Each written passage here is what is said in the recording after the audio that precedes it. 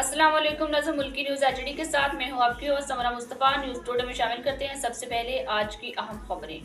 City mart ہمارے ہاں grocery, cosmetic, general store اور کریانہ سٹور کا تمام گھریلو سامان، ice cream, cold drinks, juice, بچوں کے کھلونے اور دیگر اشیاء دستیاب ہیں۔ Address 494 AQ block, model town, Lahore. Proprietor Muhammad Usman Yousuf, Muhammad Adnan Yousuf. Free home delivery کے لیے ابھی رابطہ کریں 0326700623۔ پاکستان کے کسی بھی مقام سے ماہ رمضان المبارک کا چاند نظر آنے کی کوئی شہادت موصول نہیں ہوئی۔ یکم رمضان المبارک 1446 ہجری 2 مارچ 2025 بروز اتوار کو ہوگی۔ پاکستان میں پہلا روزہ اتوار 2 مارچ کو ہوگا۔ چیئرمین مرکزی رویت ہلال کمیٹی مولانا عبدالخبیر آزاد نے رمضان کا چاند نظر نہ آنے کا اعلان کیا۔ پریس کانفرنس میں بولے، ملک بھر میں رمضان کا چاند نظر آنے کی کوئی شہادت موصول نہیں ہوئی۔ ملک کے بیشتر مقامات پر مطلع ابر آلود رہا۔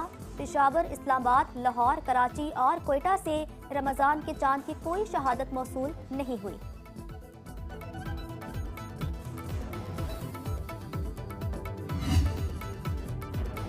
سعودی عرب میں کل پہلا روزہ ہوگا۔ سپریم کورٹ کے ماتحت رویت ہلال کے ادارے نے سعودی عرب میں رمضان کا چاند نظر آنے کی تصدیق کی۔ متحدہ عرب امارات میں بھی رمضان کا چاند نظر آ گیا۔ کل پہلا روزہ ہوگا۔ امریکہ، انڈونیشیا، آسٹریلیا میں بھی کل پہلا روزہ ہوگا۔ امریکہ میں بھی اسلامی کیلنڈر کے تحت پہلا روزہ کل ہوگا۔ جنوبی کوریا میں رمضان المبارک کا چاند نظر نہیں آیا۔ پہلا روزہ اتوار 2 مارچ کو ہوگا۔ جنوبی کوریا مسلم فیڈریشن نے رمضان کا چاند نظر نہ آنے کا اعلان کیا۔ ملیشیا میں بھی چاند نظر نہیں آ سکا۔ برونائی دارالسلام میں مسلمان 2 مارچ کو روزہ رکھیں گے۔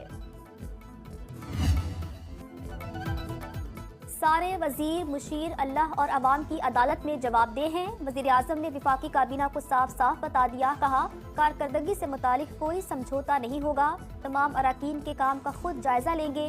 نئے کابینہ اراکین کو دیے ناشتے پر گفتگو۔ وزیر اعظم نے مزید کہا، مہنگائی میں خاطر خواہ کمی اور آئندہ برسوں میں مزید بہتری لانے کے لیے انتھک محنت جاری رکھیں گے۔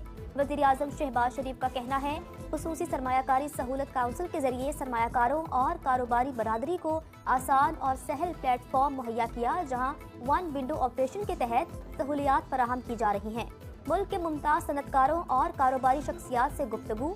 بولے، FBR کی ڈیجیٹائزیشن کے حوالے سے بڑا کام مکمل کر لیا، پایدار شرح نمو پر تجاویز کے لیے کمیٹی بنا دی۔ اب تک کے لیے اتنا ہی۔ مزید خبروں اور اپڈیٹس کے لیے دیکھتے رہیں ملکی نیوز ایچ ڈی۔